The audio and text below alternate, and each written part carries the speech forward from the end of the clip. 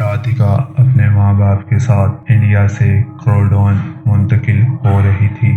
نیا ملک، نیا اسکول اور نئی زبان، لیکن رادھیکا نے خود کو وہاں پہ بڑی تیزی سے ایڈجسٹ کر لیا تھا۔ اسے اپنے اسکول میں نئے دوست بھی ملے اور خوب کھیلنے کے موقع بھی۔ ہر روز رادھیکا اپنے اسکول میں دوستوں کے ساتھ کھیلتی۔ اسکول کے میدان میں وہ بچوں کے ساتھ کبھی فٹ بال کھیلتی، کبھی جھولوں پر جاتی اور کبھی گراؤنڈ میں بچوں کے ساتھ دوڑ لگاتی۔ شام کو جب وہ گھر آتی تو ماں کے ساتھ باورچی خانے میں مدد کرتی اور کبھی کبھی روی کے ساتھ گھر کے لان میں کھیلتی۔ سب کچھ ٹھیک چل رہا تھا، لیکن ایک دن عجیب واقعات پیش آنا شروع ہو گئے۔ ایک دن رادھیکا اپنے دوستوں کے ساتھ اسکول کے میدان میں کھیل رہی تھی۔ اسے اچانک واش روم کی طرف سے ایک عجیب سی کشش محسوس ہوئی، جیسے مانو کہ اسے وہاں کوئی بلا رہا ہو۔ دوستوں نے جب یہ دیکھا کہ رادھیکا کھیل چھوڑ کر جا رہی ہے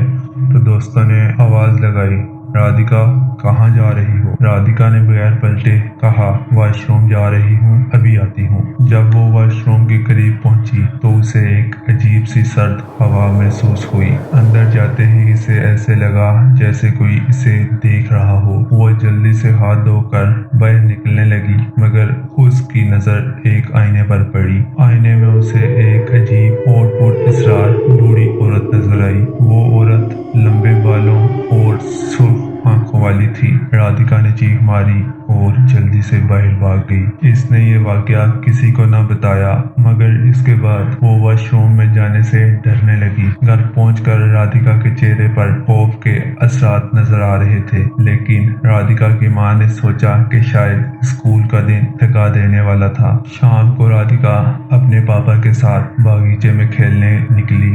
روی نے رادھیکا کے لیے باغیچے میں ایک جھولا باندھا تھا اور رادھیکا اس جھولے پر خوشی خوشی جھولا جھول رہی تھی کہ اچانک اسے درخت کے پیچھے وہی عورت نظر آئی۔ رادھیکا کے ہاتھ سے جھولے کی رسی چھوٹ گئی اور رادھیکا زمین پر گر پڑی۔ روی فوراً اس کی طرف بھاگا۔ رادھیکا کیا ہوا؟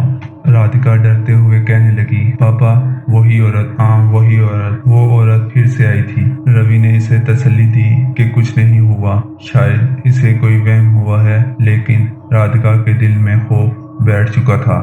اگلے دن رادھیکا نے کوشش کی کہ وہ واش روم کے قریب نہ جائے، مگر جیسے ہی وہ دوستوں کے ساتھ کھیل رہی تھی اسے پھر وہی عجیب سی کشش محسوس ہوئی کہ جیسے کوئی اسے واش روم کی طرف بلا رہا ہے۔ دوستوں نے جب دیکھا کہ رادھیکا کھیل چھوڑ کر جا رہی ہے تو دوستوں نے کہا، رادھیکا کہاں جا رہی ہو؟ اور رادھیکا نے ہچکچاتے ہوئے کہا، میں ابھی آتی ہوں۔ وہ واش روم کے قریب پہنچی۔ اس بار دروازہ پہلے سے ہی کھلا ہوا تھا۔